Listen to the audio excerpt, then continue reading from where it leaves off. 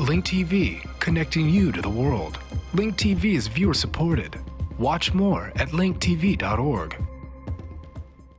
Link TV presents Mosaic World News from the Middle East. Here are today's top stories. 3 U.S. hikers jailed in Iran meet with their mothers. No sign of progress as U.S. envoy wraps up Mideast visit. And Jordan cabinet approves controversial electoral law. Mosaic World News from the Middle East begins now.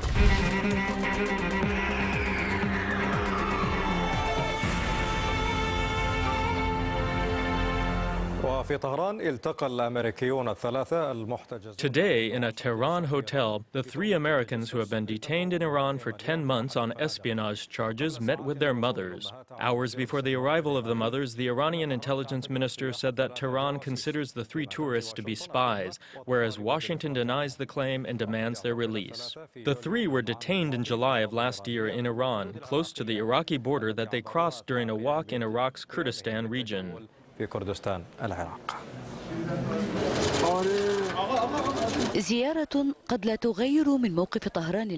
visit of the mothers of the 3 Americans who have been detained on espionage charges in the Iranian capital's Evin prison for 10 months may not alter Tehran's announced position.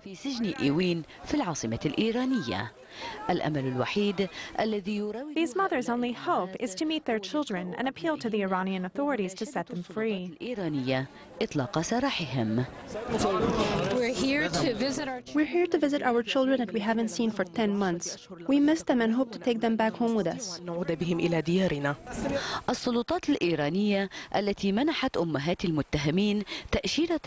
The Iranian authorities, who granted the mothers of the accused a week-long visa, did not announce that they would allow them to meet any Iranian officials. Iranian intelligence minister Haidar Maslehi said that Tehran granted the mothers of the detainees visas on humanitarian grounds. He wondered about the American reaction in an implicit reference to the possibility of a deal to swap them for Iranians detained in the United States. Even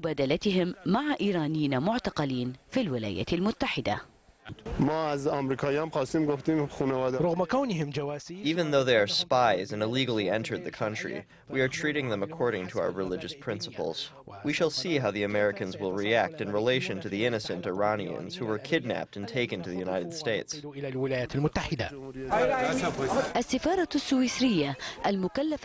The Swiss embassy, which handles U.S. interests in Iran, did not discuss the reactions of either side. It reduced the matter to its human aspect. No, but they will meet with their children, and that's what brought them to Iran. The Iranian authorities allowed them to come on humanitarian grounds. The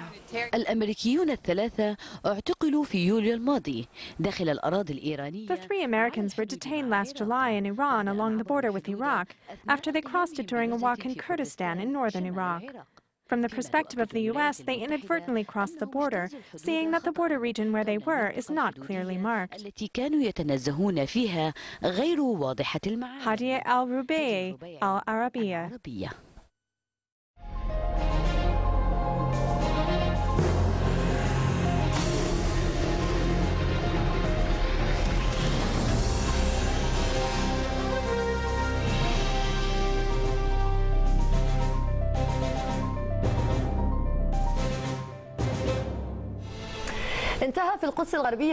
In West Jerusalem, the meeting between U.S. Middle East envoy George Mitchell and Israeli Prime Minister Benjamin Netanyahu ended without the release of any official statements.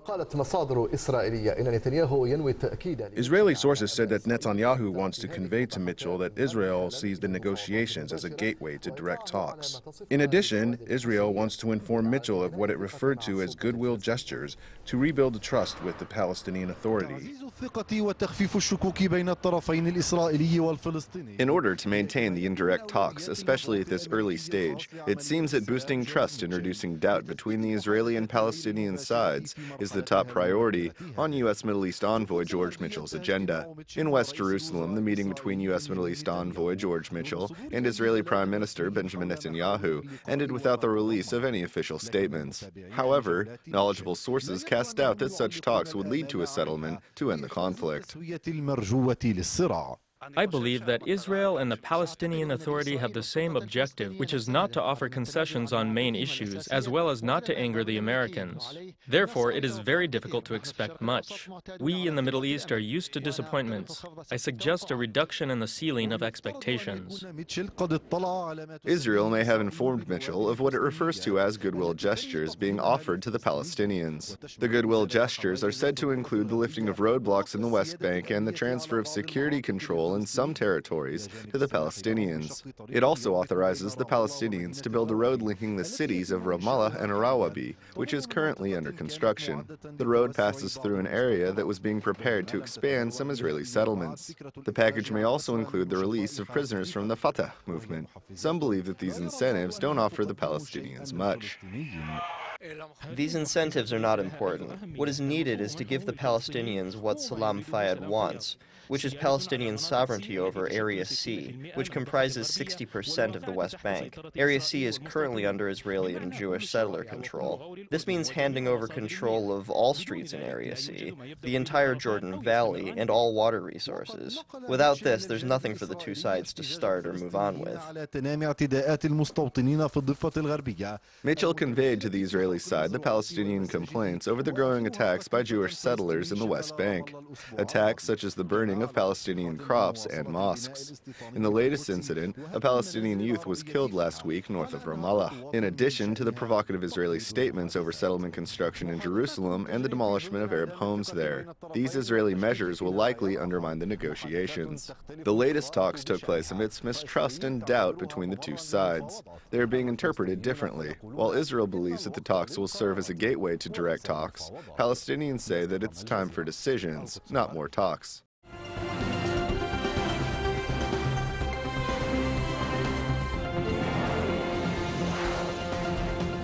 Our correspondent in Jerusalem, Al-Ghot, Shirin Yassin, has been following the story for us. She joins us now with an update on the latest developments. The Palestinians have said that if that settlement expansion is not stopped, then direct negotiations are a complete no-go. But there's also been some positive comments coming from the Palestinian side. The chief negotiator, Saeb Erekat, has said he hopes an agreement for a two-state solution based on the 1967 borders can be reached within the next 4 months. So he's even putting a timeline to it. How likely do you think that assessment is to come true if there is no direct negotiations going on? Yes, well, actually, none of the leaders are actually speaking to the public and to the media regarding what's happening behind closed doors. So there are lots of predictions. One of these predictions is that the Palestinians have agreed to bring in NATO troops to the West Bank in case there would be a future Palestinian state. But afterwards, the Palestinians have actually rejected this news and said that it is just rumors. So there are a lot of predictions. There are a lot of things that have not been said to the media. And I think that the Americans, the Israelis, and the Palestinians this time want to keep it behind closed doors in order to see if this thing will work out or not. So we are still sitting and waiting to see what's going to happen. The Palestinians said that in 4 months something tangible is going to happen. But a lot of the analysts and a lot of people, especially in the Palestinian territories, are doubtful that anything will happen in 4 months, especially that Israel is still ongoing with its settlement activities, and the Palestinians are unhappy with these activities, and they want actually to be their future Palestinian state free of Israel's settlement activities. And Israel said that it will continue its settlement activities, especially in East Jerusalem, Al-Quds. And this is why, in the first place, the indirect negotiations failed the first time, 1 day after they were announced, actually, when Israel announced 1,600 new homes in East Jerusalem, Al-Quds, during a visit by the Vice U.S. President Joe Biden to the region. So Israel is acting in contempt, according to Palestinians, and they are not ready to give up East Jerusalem, Al-Quds, and the settlement activities. So there will be a lot of obstacles. And for the Palestinians, other obstacles such as the refugees question and the borders. Every single step is very crucial and difficult, according to analysts. Iran's first nuclear power plant will become operational by August. That's according to the head of Russia's Federal Atomic Energy Agency, Sergei Kuryenko. also said the plant in the southern city of Bushehr should go online regardless of any new sanctions against Tehran. The 1,000-megawatt reactor is under the full supervision of the International Atomic Energy Agency, the IAEA. In the meanwhile, Russian Foreign Minister Sergei Lavrov has called on Iran to send its proposal for a nuclear fuel swap to the IAEA as soon as possible. On Monday, Iran signed a declaration to swap low-enriched uranium with nuclear fuel on Turkish soil. The US has ignored the move. Instead, Washington has proposed a draft resolution for expanded sanctions on Iran to the UN Security Council.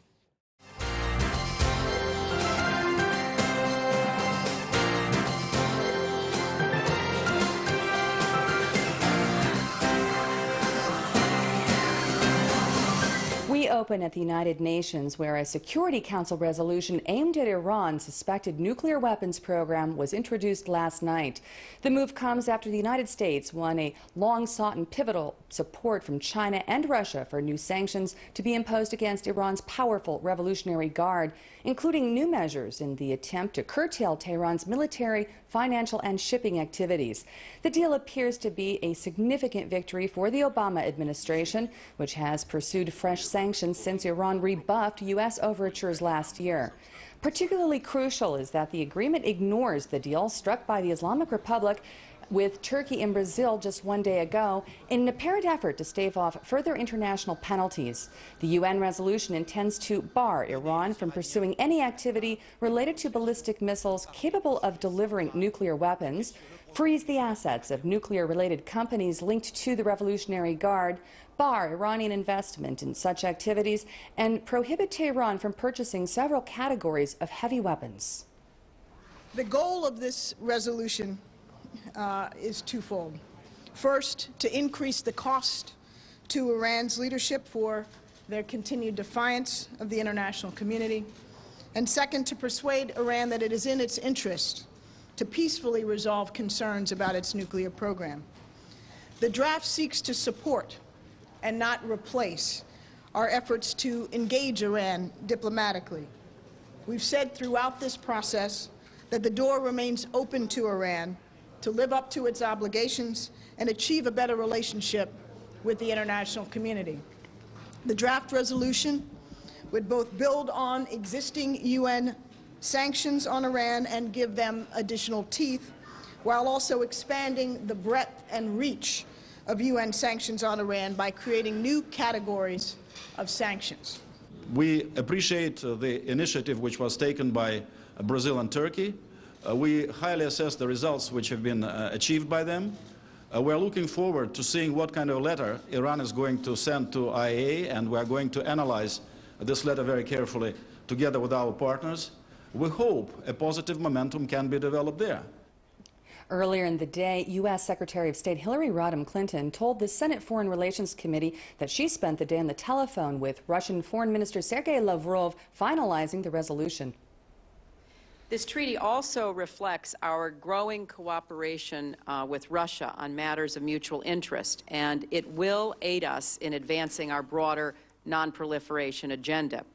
To that end, we have been working closely with our P5+1 partners for several weeks on the draft of a new sanctions resolution on Iran. And today, I am pleased to announce to this committee we have reached agreement on a strong draft with the cooperation of both Russia and China. The Palestinian Authority continues to intensify its campaign of boycotting Israeli products manufactured over the Green Line. Hundreds of volunteers went door to door in the West Bank yesterday to distribute a list of 500 Israeli items barred from purchase, saying that the drive will help deprive settlements of a lifeline. Palestinian President Mahmoud Abbas signed a law last month that forbids Palestinians to either work in settlements or buy any products produced by the settlements. Israeli officials have denounced the boycotts as being against the spirit of peace, saying that business should not be mixed with politics. Palestinian Deputy Minister of Economics Abdel Hafez Nofal has vowed nevertheless that the campaign will continue. All the Palestinian people, they are concerned how to put an end for the settlement products, and we believe that all Palestinian political fractions, they are involved in these activities, and our activities will continue, and they will be increased since from today, from house to house.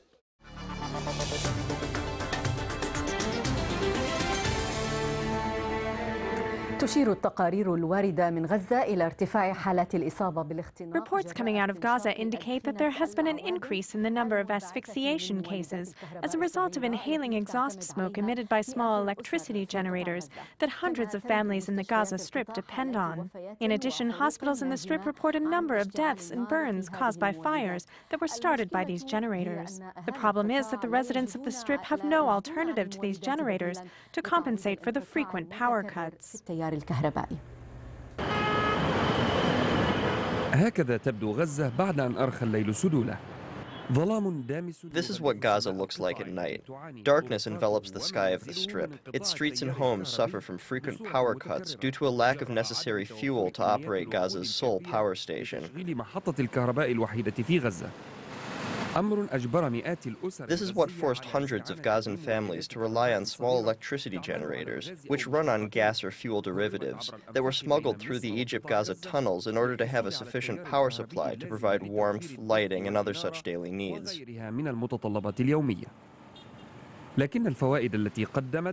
However, the advantages provided by these generators are almost negated by the danger that results from using them. In addition to the constant noise, the engines of these generators emit toxic gases that have caused numerous asphyxiation cases among the residents of the Strip. Also, these generators have blown up or caused fires, leading to injuries and deaths.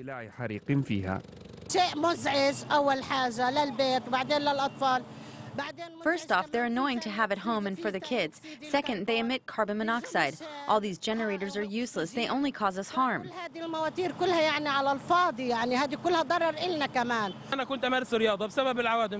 I used to play sports, but because of the lack of power, the generators, and their harmful effects, I started having lung problems.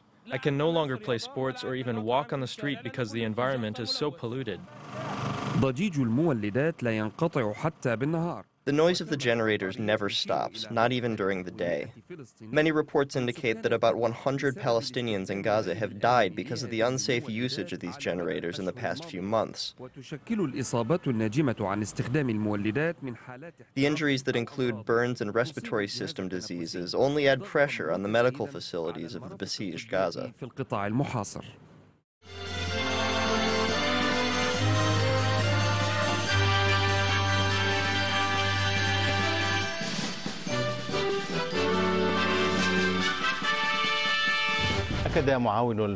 Deputy Commanding General for the U.S. forces in Anbar and Baghdad, Brigadier General Ralph Baker, said that the U.S. military will continue to hand over prisons to Iraqi armed forces, in accordance with the security agreement signed between Baghdad and Washington.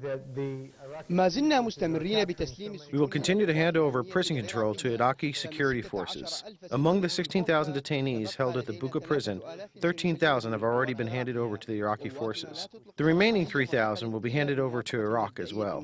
Our military doesn't release any detainees without first consulting with the U.S. administration and the Iraqi side. All of this is part of the U.S.-Iraq security agreement. Baker said that the number of terrorist attacks across Iraq has declined due to the arrests of a large number of al-Qaeda leaders and the notable progress achieved by the Iraqi security forces.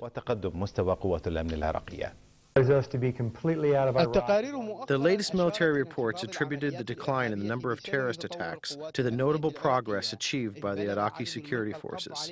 The number of al-Qaeda terrorist detainees stands at 500, including 47 militants arrested last week and 16 militias accused of plotting to disrupt Iraqi security, as well as 22 others who turned themselves into police custody in the Diyala province. We have also specified 4 locations in Anbar where suspects can turn themselves in. In another development, an Iraqi civilian was martyred and 13 others were wounded in 2 simultaneous terrorist attacks. In the first attack, a booby-trapped car was detonated, and in the second, a roadside bomb exploded, targeting a garage near the Mosaic bridge, north of Hela. Our Iraqi correspondent in the province confirmed that the booby-trapped car, which was parked next to public transit vehicles, was detonated by remote control. The blast was shortly followed by a roadside bomb blast, damaging several parked vehicles.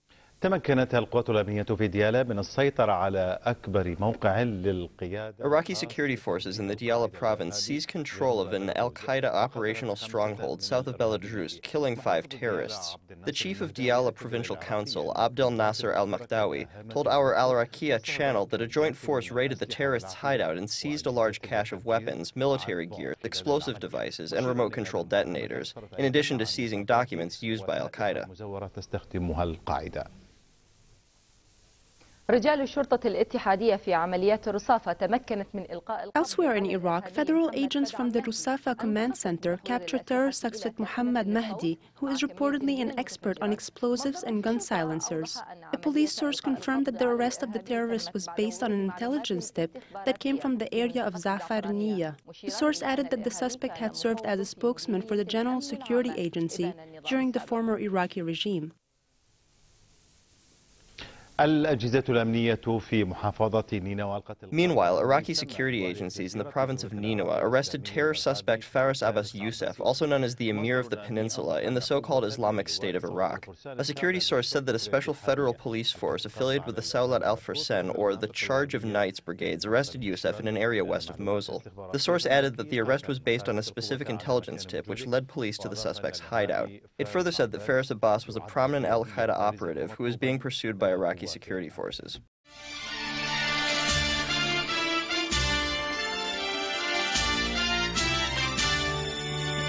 في حين تسيل دماء الأبرياء بسبب أعمال العنف تواصل القوات الحكومية الانتهاكات. While the blood of the innocent continues to be shed by acts of violence, government forces continue the violations and home raids in a number of Iraqi cities, especially in Baghdad and its surrounding areas, the latest of which was the arrest campaign in the province of Abu Ghraib. According to a report conducted by the Association of Muslim Scholars in Iraq, more than 1,800 individuals were detained by the outgoing government in the month of April alone.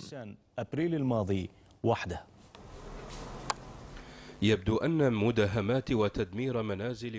seems that home raids and the destruction of innocent Iraqis' homes by the Iraqi government forces have become their daily activities. Almost all Iraqi families have suffered from either arrests or the death of a family member.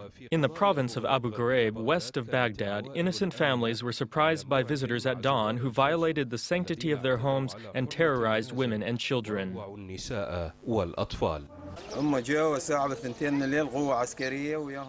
Iraqi government forces came at 2 a.m. accompanied by 1 or 2 Americans. Essentially, most of them were Iraqis. They raided the homes and terrorized the people inside. They kicked the women out. Then they went to the home of my brother over there and destroyed everything inside. They destroyed the home before they even raided it. They also attacked this home while the family was sleeping inside. They broke the door, pulled out the people who were inside, and started beating a man. The aftermath of the aggression of the Iraqi government forces is spread in every home. These modest people ignore what crime they supposedly committed. All they know is that they are living in the era of the occupation.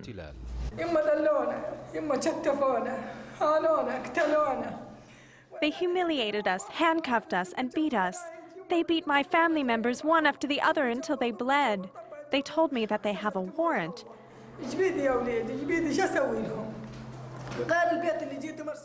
There is nothing I can do. I only have God. They searched my home, but they did not find anything. They blew up the doors and destroyed the refrigerator.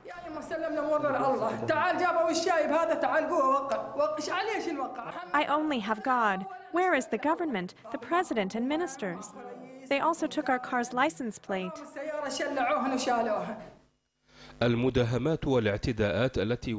raids and violations that Iraqis are enduring at the hands of the government forces are nothing but part of an absurd operation aimed at filling up secret government prisons with more Iraqis.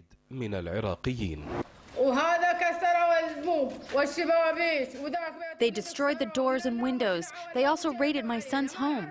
They destroyed the door and attacked us. We still do not know why they did this to us. Even an infidel would not do such a thing. They attacked us while we were asleep. What kind of action is this? Is this what the government wants? They took the 2 adults from here, and now the children feel like they're orphans.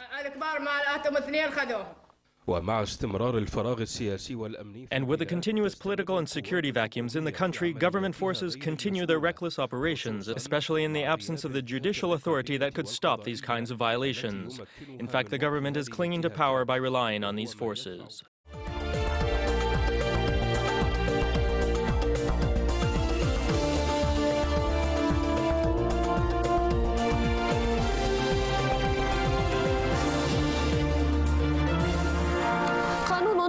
The Jordanian government has approved a new electoral law. The opposition said that the new law aims to empower a rather weak Council of Representatives that has failed to deliver greater political liberalization in the country. The new draft legislation calls for increasing the number of parliamentary seats from 110 to 120. It also calls for increasing the number of seats allocated for women, as the existing quota would be raised from 6 to 12, in addition to criminalizing the so-called misuse of political money. Salwa Al-Sawaka reports from Jordan. The new electoral law, approved by the Jordanian government, added 10 extra parliamentary seats, increasing the number of seats from 110 to 120. However, the new law retains the single voting system in the elections of candidates. The law calls for the reallocation of electoral districts, so that each district will only have one seat and each voter will elect one candidate. As for the women's quota, the new law increases the number of seats allocated to female parliamentarians from 6 to 12.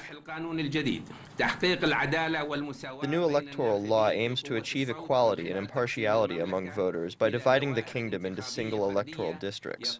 Each district will have one parliamentary seat. In addition, the new law will achieve broader representation. The new draft law calls for enhancing the penalty for election crimes, which includes the use of money to buy votes. It stipulates that buying votes is a crime punishable by law, and those who violate it face imprisonment. However, some believe that enhancing the penalty alone will not stop some from using political money or buying votes, because the law fails to specify a mechanism to combat the crime. It's true that the law calls for the enhancements of the penalty. Principally, the issue will not be resolved by enhancing the penalty.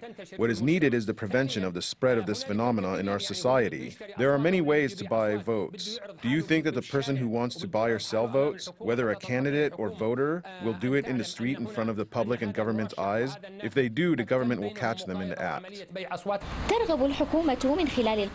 The government hopes that the new law will bring the 15th Council of Representatives back to life, which was dissolved by the Jordanian king. The government plans to hold fair and transparent elections, hoping to put an end to some of the negative effects that overshadowed the 2007 elections. It's expected for the upcoming parliamentary elections to take place in the last quarter of the year. The elections are expected to take place under broader government and legal monitoring in an attempt to prevent any violations that may delay the formation of the next Council of Representatives. The views expressed on Mosaic are from contributing broadcasters, not Link TV or its sponsors. The production of Mosaic is made possible from support of viewers like you. Thank you.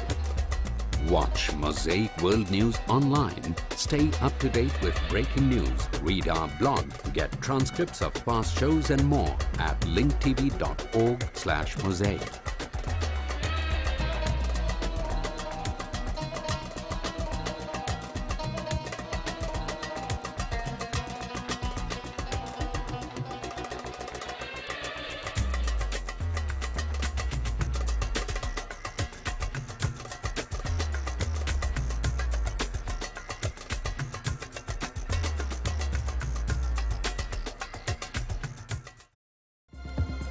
This program is brought to you by Link TV for educational and non-commercial use only. Link TV is the only U.S. network dedicated to global and national news, uncompromising documentaries, and diverse cultural programs, programs which connect you to the world.